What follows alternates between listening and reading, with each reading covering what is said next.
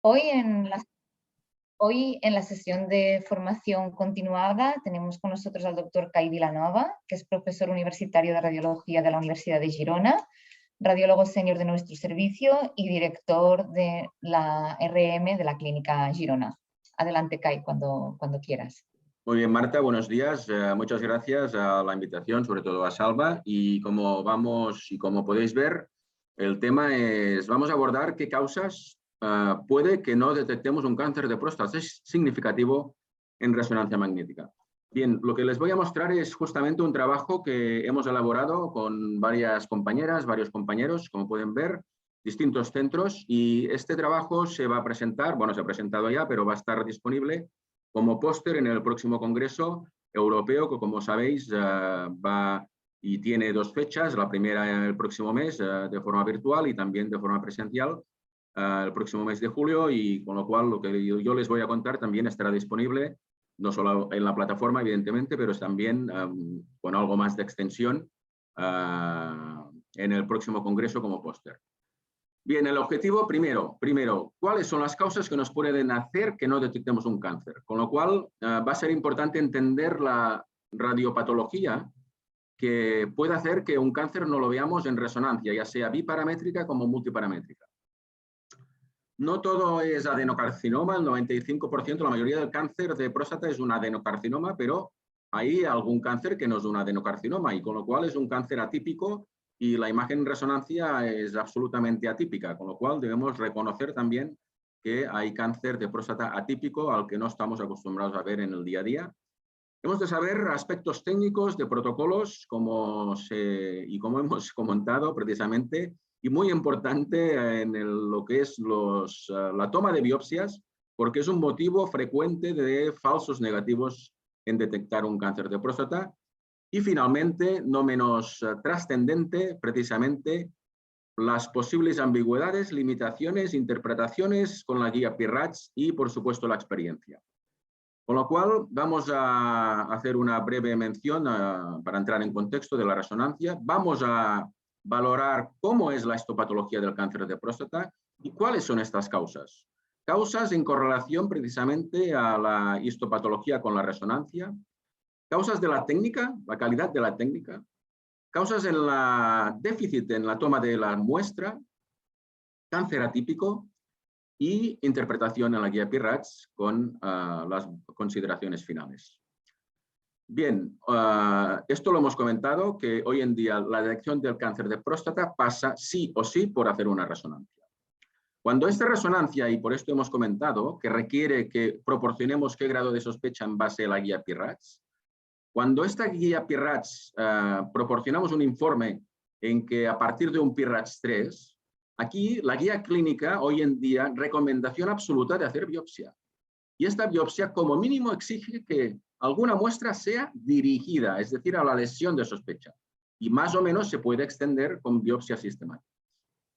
Realmente la eficacia es buena porque el valor predictivo de la resonancia magnética en excluir un cáncer significativo es superior al 90%. Pero esto no deja de que tengamos hasta un 10% de falsos negativos, que no detectamos un cáncer significativo. Cuando vemos una resonancia con una lesión, esto se debe mayoritariamente a que la lesión es grande, a que el patrón es agresivo o que hay mucha celularidad. Todos conocemos, y por esto vamos a ver que la secuencia clave es el T2 y la difusión conjuntamente a la DC. Fíjense, un estudio reciente en el número de enero del Journal of Urology. ¿Cuál es la causa principal de la no detección de un cáncer significativo en resonancia magnética? Pues fíjense, la mayoría errores en la toma de muestras, en la biopsia. Segundo lugar, que no vemos el tumor por resonancia magnética, y en tercer lugar, porque erramos en la interpretación. Bueno, primero hemos de entender cómo es este cáncer. Es un adenocarcinoma, ya hemos dicho, es un tumor glandular, con lo cual una proliferación de las glándulas va a condicionar, evidentemente, un adenocarcinoma. La agresividad de este tumor viene dada por una escala de Gleason. Donald Gleason, ya hace más de 50 años, proporcionó, como vamos a ver, la morfología y esta arquitectura de las glándulas en 5 grados. La mayoría del tumor está en la zona periférica, pocos cánceres en la zona transicional y poquísimos ya en la zona central. Por esto es importante ver el por qué vemos lo que vemos en la secuencia T2. En la secuencia T2 todos sabemos que la imagen es hiperintensa. ¿Por qué? Porque hay mucha agua. ¿Por qué hay mucha agua? Porque la luz glandular es grande, por lo cual si hay mucha luz, hay mucha agua. Y por esto vamos a ver hiperintensidad. Como en la zona transicional las glándulas ya tienen una luz reducida, poca agua. Y además hay más estroma, hipointensa en T2. Y aún la zona central que está en la base, hay mucho más estroma compacto y menos luz glandular, con lo cual menos agua y más hipointensidad en T2. De aquí que es importante conocer los grados en los patrones en la morfología del cáncer de próstata. Que Gleason proporcionó 5 patrones, 1, 2, 3, 4 y 5, y que desde hace unos años estos patrones se han agrupado porque la escala de Gleason viene proporcionada por los 2 patrones más frecuentes en un cáncer. Y agrupando estos 2 patrones tenemos los grados, los grupos pronósticos de la escala ISUP, que sumando los 2 patrones más frecuentes, tenemos con 2 patrones 3 más 3, tenemos el grupo 1, el 2, que es un 3 más 4 porque domina el 3, y en el grupo 3 domina el 4, y el grupo 4 y el grupo 5. Los patrones 1, 2 y 3, a efectos prácticos y a efectos clínicos, se agrupan en patrón 3, es decir que tenemos 3 patrones, ¿no? Patrón 3, patrón 4 y patrón 5. Lo que también es importante conocer es que el patrón 4 tiene 4 subgrupos, y esto va a ser muy importante en nuestra identificación de las lesiones. Tenemos el grupo subgrupo fusión. Tenemos el grupo cribiforme, que vamos a hablar de este grupo porque es importante entender el patrón cribiforme, el patrón pobremente diferenciado y el patrón glomeruloide. Y por último, el más indiferenciado, que es el patrón 5. ¿Por qué puede ser que no vemos el cáncer de próstata? Pues el patrón 3, precisamente, las glándulas tienen una luz aumentada, con lo cual un patrón 3 se asemeja bastante a unas glándulas normales, con lo cual hay mucha agua y va a haber poca restricción de la difusión.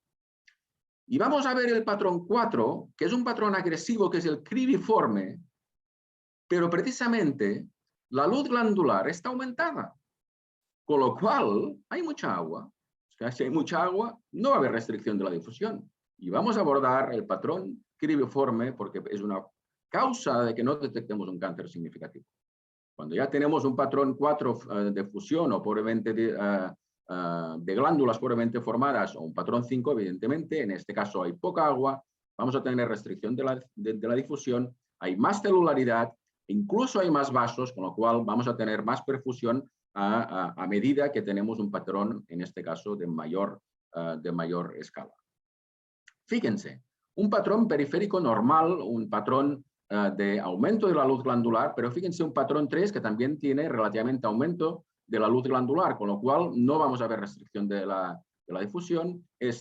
Tanto una glándula normal como un patrón 3 tiene pocos vasos, con lo cual poca perfusión. Y fíjense el patrón 4, que también vamos a ver que tiene una luz aumentada, pero en este caso, aunque es irregular, pero está aumentada, con lo cual no va a haber restricción de la difusión. ¿Por qué? Porque hay mucha agua. Cuando ya tenemos un patrón fusionado, evidentemente, poca agua, vamos a tener restricción de la difusión. Si encima tenemos más vasos, evidentemente son los tumores que vamos a tener alta perfusión. Y aquí es donde hay realmente, en este patrón cribiforme que acabamos de abordar, porque hay discrepancias. Hay estudios que son realmente contradictorios. Hay estudios que dicen que sí lo vemos, hay estudios que dicen que sí no lo vemos. Lo que está claro es que un patrón típico y único cribiforme, las glándulas tienen una luz aumentada. Pero hay estudios que dicen que sí que se ve. Con lo cual, aquí hay un debate. Hay un debate, estudios realmente contradictorios, Lo que sí que probablemente está sucediendo es que los propios estudios a veces no objetivan claramente estas clasificaciones en los patrones, con lo cual puede haber discrepancias en interpretaciones desde un punto de vista anatomopatológico. Lo que sí que sucede, y es que en la práctica clínica, tener un patrón puro, cribiforme, esto es muy infrecuente.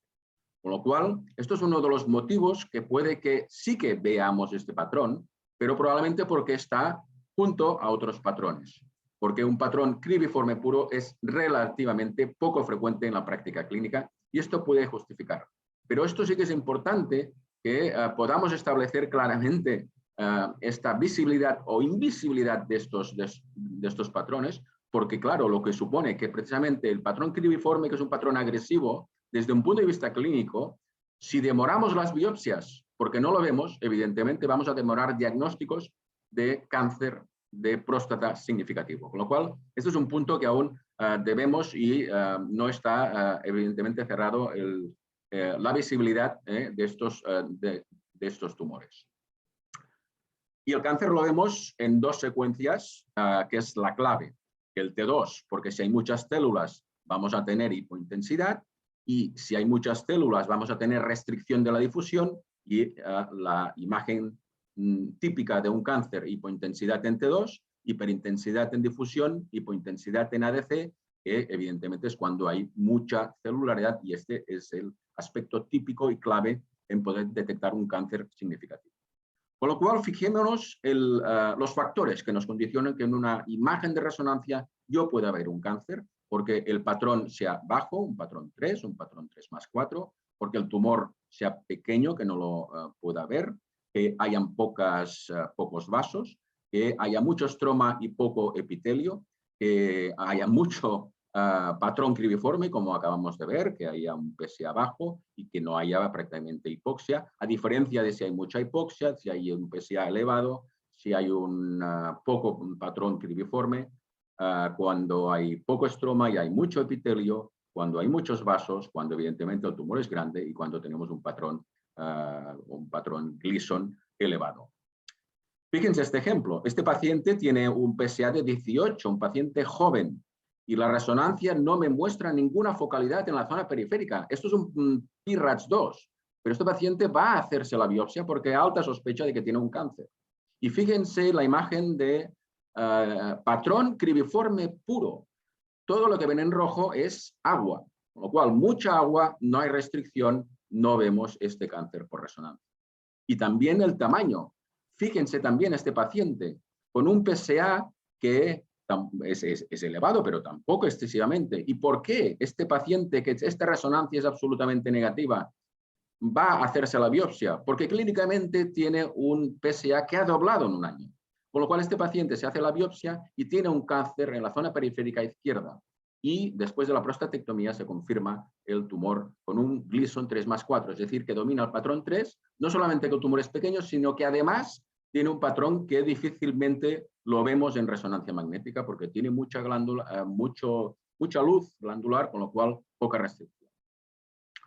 Factor clave de la técnica, porque fíjense esta imagen en T2, esta imagen en difusión. No hay focalidad, pero no hay focalidad porque el factor B de la difusión es bajo.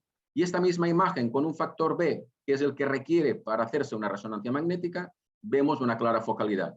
Hiperintensidad más hipointensidad, esto es un Gleason 4. Esto probablemente no llegaría ni a PIRADS 4, PIRADS 2. Con lo cual, fíjense la importancia de obtener y adquirir la imagen con una difusión potente, si no, vamos a no detectar un cáncer significativo. Y el contraste, sabemos el poco papel que tiene el contraste porque no hay mucha variación. Pero, bueno, cuando tenemos, como en este ejemplo, este paciente que también es absolutamente negativo, este paciente había sido sometido a biopsias negativas. En el lado derecho hay cambios post-biopsia y en el lado izquierdo no hay ninguna focalidad en difusión ni en ADC. Pero fíjense el realce inicial en contraste. El paciente fue a biopsia dirigida en esta área y el cáncer en el lado izquierdo. Con lo cual, vemos también que podemos dejar de detectar si en ciertos casos el contraste puede tener su su importancia. Ya hemos comentado el factor técnico. El factor técnico también puede ser clave. Por esto requiere hacer una técnica óptima. Y esto requiere con buena señal, con buena resolución, evitar artefactos, con un tiempo óptimo y con un buen contraste. Alta resolución secuencias T2, factor B elevado en las secuencias de difusión y si ponemos contraste con alta resolución temporal. Y debemos ofrecer y obtener las imágenes de calidad para poder detectar esta lesión. Con lo cual, como hemos comentado en la previa, en los minutos previos, debemos conocer cuáles son nuestras herramientas, porque si tenemos déficit o tenemos una antena como este ejemplo que les estoy mostrando, con una antena de no muchos canales, 1.5, 8 canales, y en este caso la difusión va a ser exigente. Y si reducimos el field of view, vamos a tener mucho ruido, con lo cual, en estos casos, es mejor aumentar el field of view. Porque fíjense que si reduzco el field of view, aquí no tengo prácticamente señal. Y fíjense que si aumento el field of view, aquí tengo una focalidad. Y juntamente a la EDC, esto es un PIRADS 4. Esto no llega a 4. Con lo cual, distinto criterio, pero la lesión es la misma, lo único que la imagen es distinta. Con lo cual, una secuencia de difusión que es exigente y es fundamental en nuestra interpretación requiere una buena señal, requiere un alto campo, requiere una buena densidad de protones en los tejidos, un buen volumen del píxel, los tiempos, los ángulos, el número de adquisiciones, ancho de banda y evidentemente las antenas. Porque esta imagen en T2, muy bonita. La difusión no permite interpretar. ¿Por qué? Hay una distorsión absoluta. Porque hay una distorsión, por esto debemos conocer y el técnico debe saber que cuando existen prótesis es fundamental poner contraste. Sí, hay que saber y hay que ver si hay prótesis en la exploración y por esto debemos identificar claramente por qué deberemos poner el contraste de forma imprescindible cuando la difusión no pueda ser interpretable. Y otra de las causas, como hemos visto, prácticamente la mayoría se debe a errores en la toma. Sabemos distintos, y esto lo hemos comentado, métodos de hacer la biopsia. Lo que es imprescindible es hacer una biopsia como mínimo dirigida a la lesión. Porque si hacemos una biopsia cognitiva, puede ser que no veamos la lesión en la eco en una lesión pequeña que se ha detectado en resonancia. Con lo cual puede ser un motivo de error en la toma de la muestra. Si se hace un método de fusión, pues también debe ser exigente y debe hacerse esta fusión para que haya una buena correlación, porque va a ser imprescindible que la imagen de la resonancia sea en la misma ecografía si se utiliza, en este caso, precisamente, y debe exigirse la correlación resonancia y en el caso que se haga con ecografía. Porque fíjense este paciente que se había realizado una biopsia negativa, pero una biopsia negativa con un PIRADS 4.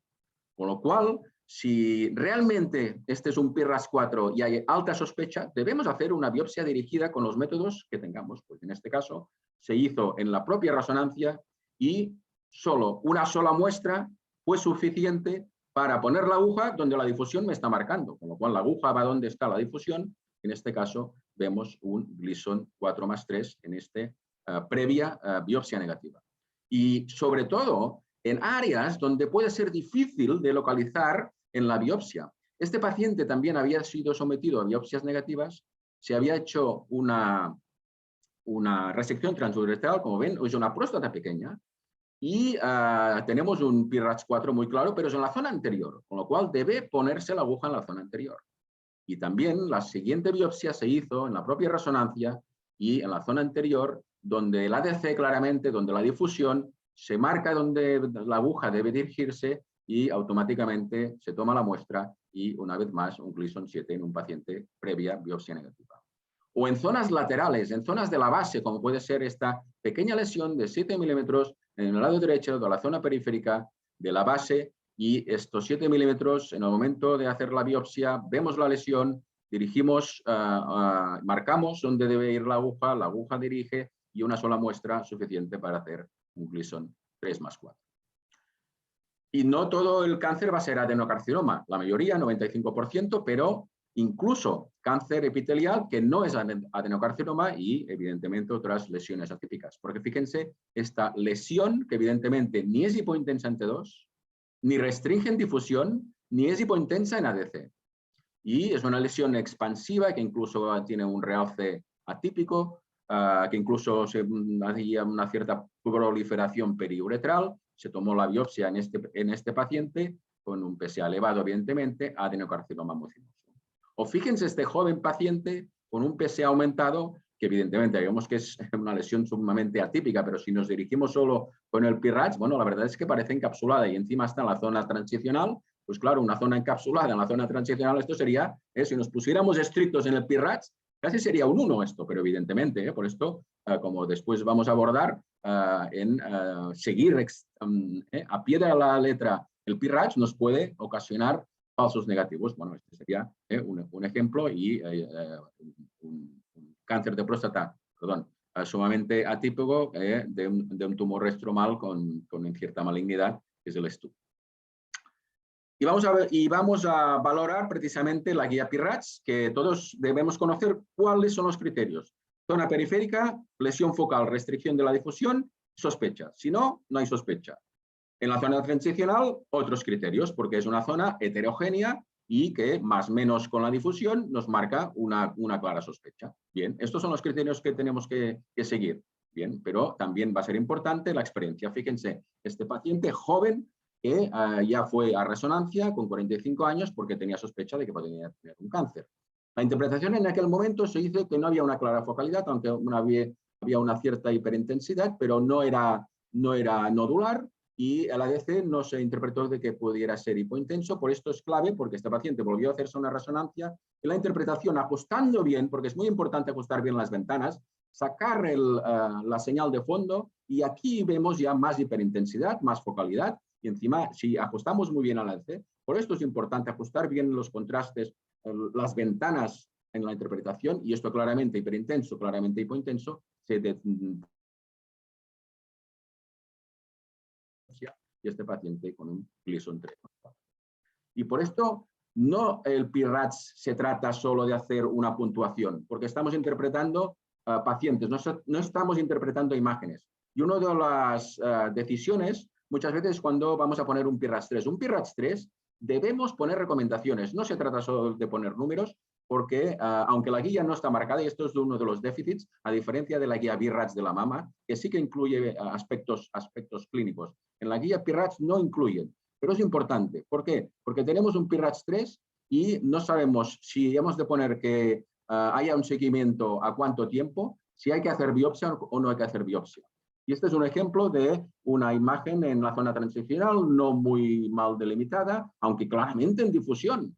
Entonces, vamos a determinar, porque el PIRADS 3, si la lesión no es más de 1,5 centímetros, no pasamos a 4, con lo cual nos vamos a caer en 3. Y un PIRADS 3 está muy claro. La definición es lesión indeterminada, con lo cual, ¿qué pasa? ¿Qué hacemos? La guía PIRADS no pone lo que debemos hacer. Con lo cual, el clínico, si recibe un PIRADS 3 sin más, puede tomar la decisión de, ya veremos. Esto es lo que pasó con este paciente. Joven, ya lo ven.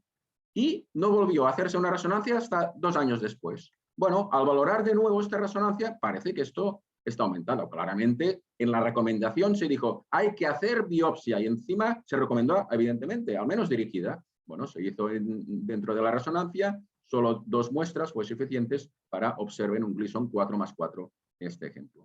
Y por eso es tan importante incluir, cuando tenemos estos PIRADS 3, los parámetros clínicos, fundamental. Porque una vez más, fíjense, este paciente alto sospecha de que tiene un cáncer con un PSA de 20. Aunque la imagen, fíjense, la imagen en T2. Pero claro, la guía PIRADS nos marca que la zona transicional debemos seguir el T2. Que si el T2 es normal, PIRADS ya y no hace falta. Bueno, pues hemos de ver todo en conjunto. Porque muy bien que el T2 nos parece casi una zona encapsulada y dices, esto es un PIRADS 1.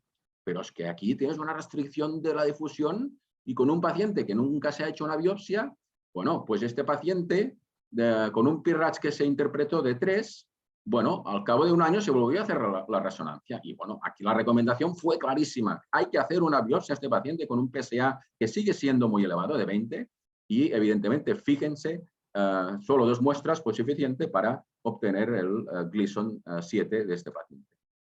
Y ambigüedades en la zona periférica, porque sabemos que en la zona periférica, si hay una lesión que restringe la difusión de morfología que no es nodular, es un PIRADS 2.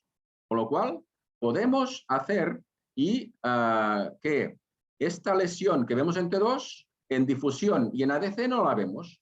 Con lo cual, esto es un PIRADS menos de 3, pero se hizo una biopsia.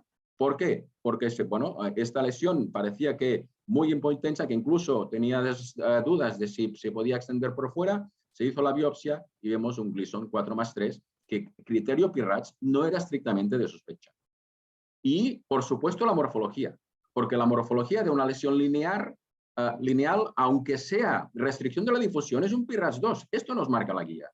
Pero debemos abordar, porque fíjense, este paciente que tiene una morfología absolutamente lineal, fíjense la DC, fíjense la difusión. Estrictamente, si seguimos la guía PIRADS, esto es un 2. Y se hizo biopsia y además, como pueden observar, Gleason 4+3. O este otro ejemplo, en la PSA muy aumentada, paciente joven, en el T2 no se ve nada. La difusión, ya lo ven. Y el contraste, biopsia, fíjense, 4+5 y evidentemente se hizo prostatectomía que confirmó en la prostatectomía 4+5 de esta morfología lineal. Y en la zona transicional. En la zona transicional, por supuesto, que todos conocemos que es el T2. Fíjense este T2. No hay ninguna lesión. Si no hay ninguna lesión, pasamos a normalidad. Pero fíjense esta restricción de la difusión justamente donde en T2 prácticamente no se ve nada.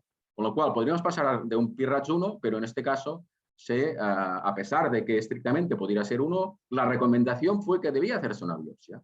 Se hizo la biopsia dirigida y un Gleason 4+3 en esta lesión en el lado derecho de la zona anterior.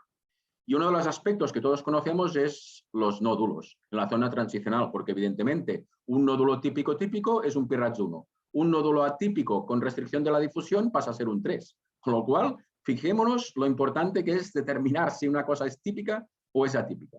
Y por esto, muchas veces, pues podremos tener dudas. ¿Esto es totalmente capsulado o no es totalmente capsulado? Porque si es totalmente capsulado, esto es un 1, a pesar de que haya restricción de la difusión. Bien, en este caso, se consideró que era relativamente atípico y, evidentemente, se hizo la biopsia dirigida en una lesión muy anterior, muy pequeña, de menos de 1 centímetro, y 2 muestras fue suficiente para diagnosticar un 3+4 en este paciente con un nódulo atípico en la zona transicional. Y finalmente, en la zona central. La zona central no tiene criterios. El PIRADS lo dice claramente. Hay un apartado que pone zona central. No hay criterios, no hay puntuación. ¿Qué hacemos? ¿Cómo sabemos si hay sospecha o no sospecha? Pues bueno, los criterios que nos marca la guía PIRADS es o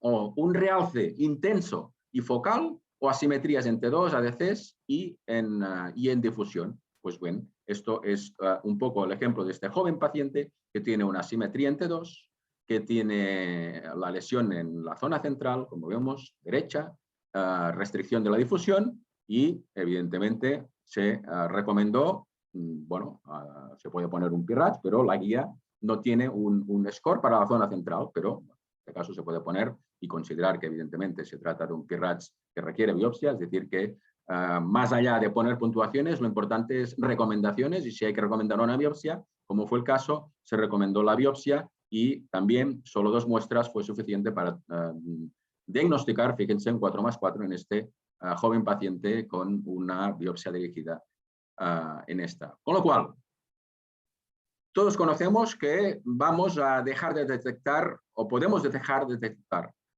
¿Y por qué? Porque errores en la toma de muestra ya han observado y varios ejemplos, porque el cáncer puede ser que no lo veamos por resonancia y las causas que hemos visto desde un punto de vista histopatológico. Factores técnicos, por esto la optimización de la técnica, parámetros técnicos, aspectos del paciente. Cáncer atípico, que no nos va a mostrar las características típicas ni en T2 ni en difusiones. Y, por supuesto, interpretaciones. La propia guía, limitaciones de la guía, la experiencia y saber reconocer, como hemos visto, las causas que un cáncer puede que no se vea por poca celularidad, por un patrón Gleason bajo, por poca vascularización, por tamaño pequeño y por un PSA bajo. Con lo cual, esto es un poco el objetivo que les he querido mostrar. de saber reconocer por qué podemos fallar o por qué no podemos detectarlo, y así mejoramos también esta capacidad, al menos, en poder mejorar esta detección y dejar de estos errores en el futuro, por supuesto, y este es un poco el objetivo que nos debemos, ¿no? A intentar detectar cuantos más precoz, ¿no? Un cáncer de próstata. Y muchas gracias por su atención y podemos comentar en estos próximos minutos cualquier aspecto. Gracias. Bueno, muchas gracias, Kai, por esta excelente presentación que nos ha mostrado por qué no detectamos a veces el cáncer clínicamente significativo y también nos has mostrado las opciones de mejora que tenemos. Voy a pasar a leer las preguntas de la audiencia.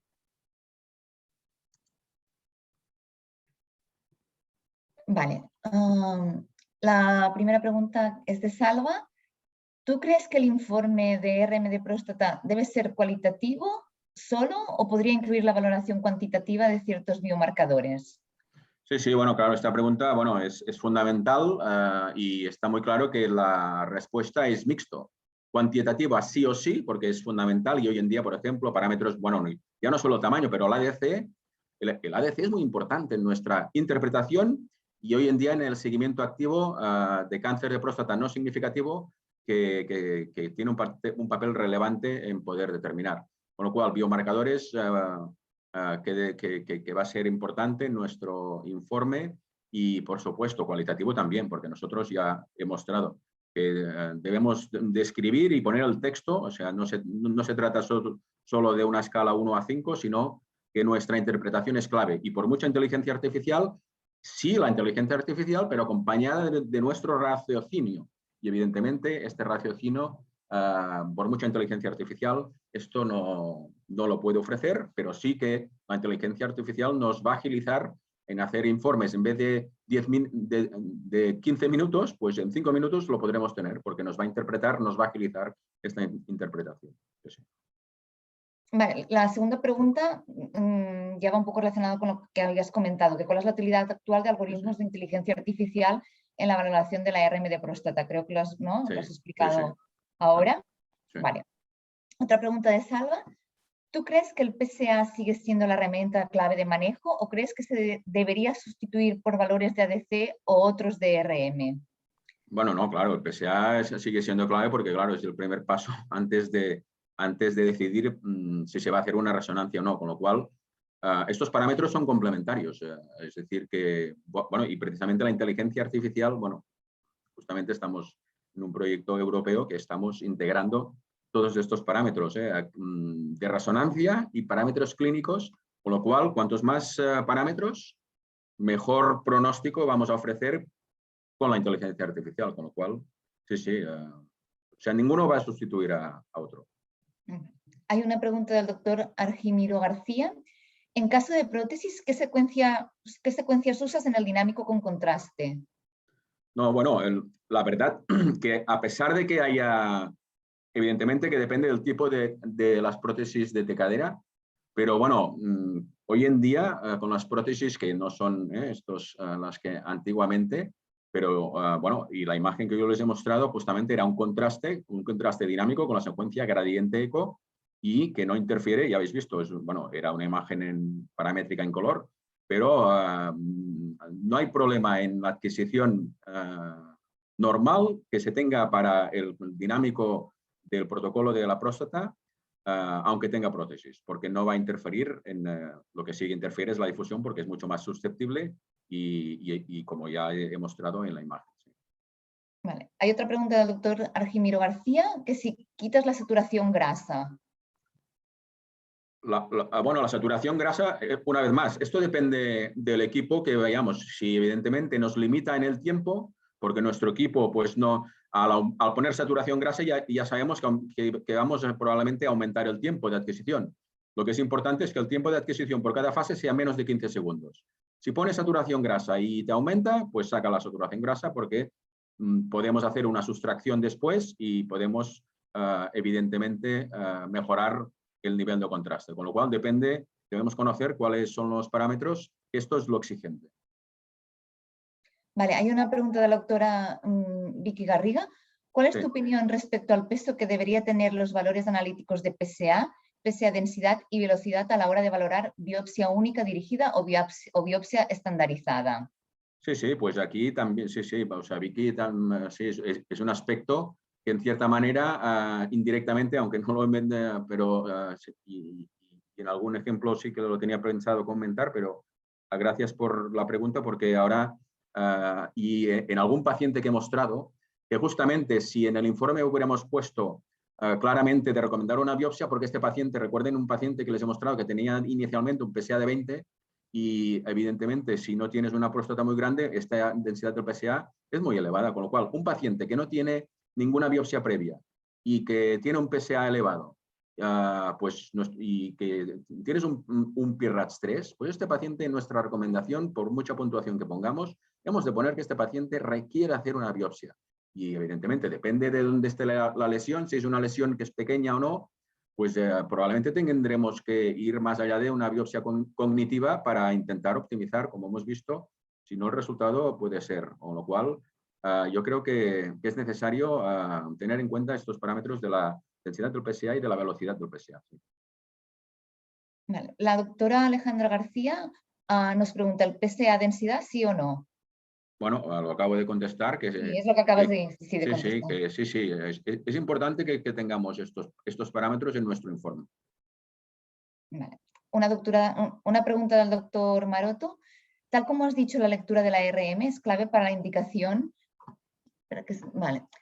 Tal como has dicho, la lectura de la RM es clave para la indicación de biopsia. La guía PIRADS permite una lectura relativamente concordante entre lectores de la zona periférica, pero los criterios para la zona transicional incluyen más subjetividad. Sí. ¿Sabes si está prevista una revisión de PIRADS con mayor objetividad de los criterios? Bueno, pues Albert, gracias. Y justamente, bueno, no solamente para esta charla, que también, pero bueno, como en el próximo Congreso de mayo me han invitado para hacer una charla sobre actualización del PIRADS y justamente la semana pasada le escribí a Anwar Padani, que está dentro del comité del PIRADS, bueno, para que me dijera si él sabe si hay prevista una actualización. Te tengo que decir, Albert, que de momento no está prevista y es un tema que supongo, bueno, y seguro que debe abordarse porque, como comentas, la zona transicional es un campo de subjetividad que requiere, pues, probablemente una mejora importante, sí. Pero de momento no hay, a corto plazo al menos, no está previsto. Vale, una pregunta del doctor Leandre Fernández. ¿Existe controversia en el uso de contraste de manera protocolizada en todos los pacientes? ¿Qué opinión tienes en relación a sus indicaciones? Bueno, ya la guía PIRADS ya lo comenta. Hay la frase, ¿no? El papel poco relevante, así lo pone, poco relevante del contraste en el diagnóstico, con lo cual, si es poco relevante, ¿por qué vamos a dar a 100 pacientes contraste si va a ser relevante en 2? Hombre, pues probablemente primero el coste, y sabemos que no está exento, ¿no?, de una cierta toxicidad, con lo cual, evidentemente, y es lo que hacemos en nuestros protocolos, si realmente va a ser, o creemos que pueda ser, después de analizar la exploración, que cuesta incluso recitar a un paciente y no hacer a 100 pacientes contraste. Con lo cual, para diagnóstico, cuidado, para diagnóstico. Estamos hablando de diagnóstico. Para diagnóstico no es imprescindible. Ahora, que no es el tema evidentemente de hoy, pero para seguimiento imprescindible y mucho más para valorar recidiva bioquímica. Imprescindible poner contraste en cualquier paciente que sospechemos recidiva bioquímica después de tratamientos de radioterapia o prostatectomía. Con lo cual, seguimiento, contraste, diagnóstico no es necesario. Hay una pregunta de la doctora Silvia Martínez Blanco. ¿Tienes experiencia en RM de próstata en pacientes con carcinoma y tratamiento con bloqueo androgénico previo a la RM? ¿Detectáis los tumores? Con bloqueo, bueno, aquí el tema es tener una resonancia basal y, claro, muchas veces, que supongo que es lo que está comentando, es que haces la resonancia después del bloqueo. Con lo cual, claro, aquí, bueno, después de un bloqueo androgénico, como supongo que todos sabemos que precisamente hay una atrofia de la glándula, con lo cual es una atrofia que pierde señal la glándula y lo que en estos casos sí que va a ser imprescindible, el contraste. porque la glándula es atrófica, no vamos a determinar en T2 y la difusión, bueno, puede que sí que no sea útil, pero en estos casos yo aconsejo poner contraste. Sí, el contraste nos va a facilitar probablemente estos pacientes con bloqueo androgénico para localizar el tumor, ¿vale? Hay una pregunta del doctor Nacho Navales. ¿Qué papel crees que puede tener en el futuro los estudios híbridos PET-RM con PSMA en aquellos pacientes con biopsias negativas o con sospecha de cáncer de próstata y RM negativa? Los 25% de pacientes tienen Gleason mayores de 7 y no los diagnosticamos por MR según el estudio PROMIS. Bueno, aquí justamente lo he comentado, pero era en la previa. En la previa he comentado que el papel del PSMA lo va a tener, y muy bien para la pregunta, porque es lo que justamente he comentado. Y van a ser estos pacientes que en resonancia no veamos, que haya alta sospecha de que tiene un cáncer, y antes de lo que hasta ahora se está haciendo, que son biopsias al tuntún, pues antes de hacer el tuntún tenemos el PSMA, que va a ser una indicación clave. O sea que esta va a ser una indicación muy buena para detectar estos cánceres que no vemos en resonancia por los motivos que he mostrado y que el PSMA sí que ve, y como muy bien comentas, el PSMA tiene un papel relevante para estos cánceres significativos que no vemos en resonancia. Vale, hay una pregunta de la doctora Garriga también tiene, que el Gleason también tiene su subjetividad, ¿no? ¿Tienes experiencia en casos de PIRATS 4 o 5 con biopsia negativa en este sentido? O sea, experiencia desde un punto de vista personal mía no, pero sí que, bueno, hay artículos precisamente que hay la variabilidad en los propios patólogos y justamente, bueno, ahora están saliendo el papel de la inteligencia artificial justamente en estas unificaciones en las lecturas, que también va a tener un papel muy relevante en anatomía patológica, porque va a intentar minimizar lo que también existe, y esto, bueno, los patólogos ya evidentemente que aparte de los trabajos que hay, pero bueno, cuando comentas con patólogos, pues evidentemente que hay una variabilidad en la interpretación de los distintos PIRATS, con lo cual sí, hay una subjetividad en cierto modo que también no deja de ser importante en las decisiones finales, como todos también ya conocemos, ¿vale? Muy bien.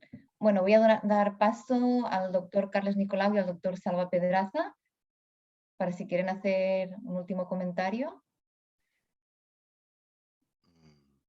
¿Carlas? Sí, buenos días. Bueno, de todo lo que se ha comentado, yo quería comentar un par de cosas. Creo que lo de la inteligencia artificial es algo muy excitante, muy estimulante, pero que falta bastante tiempo para que se pueda utilizar, sobre todo en resonancia. Creo que es diferente el TAC, en el que los marcadores son muy claros, las unidades Hansfield y en todas las máquinas son iguales, pero en resonancia trabajamos con máquinas diferentes, con Teslas diferentes y además con secuencias que son diferentes dependiendo de las casas comerciales, y creo que una cuantificación va a ser difícil poderla universalizar. Ojalá llegue esto, pero creo que de momento va a tardar esto. El segundo cosa que quería comentar, el tema del contraste realmente es muy controvertido si hay que utilizarlo o no, pero al menos en nuestra experiencia tenemos un número, diría, no despreciable de pacientes que suelen tener, aunque sea poco artefacto a nivel de los segmentos posteriores de la próstata, y nos va bien el contraste realmente para poder decidir si hay algo o no, ¿no? O sea que nosotros sí que estamos utilizando ahora todavía el contraste. Creo que la mejor manera sería poder estar en la máquina, ver si en el estudio basal no hay artefactos y no hay una lesión PIRATS 3, que el contraste nos pueda ayudar a decir si es PIRATS 3 o 4, pero esto en la práctica diaria, al menos para nosotros, no podemos estar en la máquina y todavía estamos utilizando el contraste. Por lo demás, felicidades, me ha encantado charlas. Sí, bueno, Carlas, sí, precisamente, bueno, hay que decir, bueno, que tú lo puedes decir, que lo que estás comentando del contraste, esto lo tenéis publicado, o sea, que no es un comentario en vuestro, sino que a nivel científico, y precisamente yo en mis charlas que pongo de si contraste o no, os pongo, desde que publicasteis, yo creo que antes de un año, ¿no? Que sacasteis en el Abdominal Radiology, ¿no? Creo que fue. Sí. Bueno, no, o sea, que lo que estás comentando tiene una base científica porque lo habéis demostrado, y precisamente yo lo pongo, que, bueno, yo no lo he comentado, pero Que por esto, bueno, y lo acabas de comentar, claro, si no es posible a veces pues tener reconocer si realmente la difusión, por esto yo he comentado mucho la difusión, si realmente no sabemos muy bien si la difusión va a ser óptima, pues bueno, aquí tenéis vuestro trabajo que yo evidentemente es muy útil demostrar que si tenemos dudas en la difusión hay que poner contraste. Sí, sí. Y por último, una pregunta rápida. ¿Qué hacéis vosotros en el SPIRATS 3? ¿Dejáis, diríamos, libertad a los urólogos o en vuestro centro todos los SPIRATS 3 van a biopsia? No, es que yo creo que no es una decisión de todos y ni ningunos, sino yo creo que es una decisión, por eso lo he comentado, que yo creo que cada radiólogo a la que tenga que poner un PIRATS 3, yo creo que está obligado a que sea él el que recomiende, evidentemente, los urólogos luego y el urólogo va a conocer mejor el contexto del paciente, pero por esto es importante conocer la edad del paciente, si tiene biopsias previas, si no tiene biopsias previas, la densidad del PSA, como ha salido, que es muy útil. Con lo cual, yo es lo que digo, un paciente con las mismas imágenes, mismas lesiones, un paciente con 80 años que tiene biopsias previas negativas y que tampoco tiene un PSA densidad, un PIRATS 3, que yo voy a recomendar seguimiento clínico, no voy a recomendar biopsia, porque lo fácil es que va a salir un PIRATS 6 igual, hay un Gleason 6. Paciente de 50 años con la misma imagen del paciente de 80 años, yo voy a recomendar biopsia, lo voy a poner. Con lo cual yo creo que es el rol del radiólogo en estas PIRATS, de que tome de que se moje y de que recomiende o no seguimiento clínico, resonancia o biopsia. Yo creo que esto es importante y también para nuestro papel, ¿no?, relevante en la toma de decisiones para que vea, ¿no?, el clínico que nosotros nos implicamos. Gracias. Perfecto. Bueno, Marta, si quieres ya hago un poco el cierre.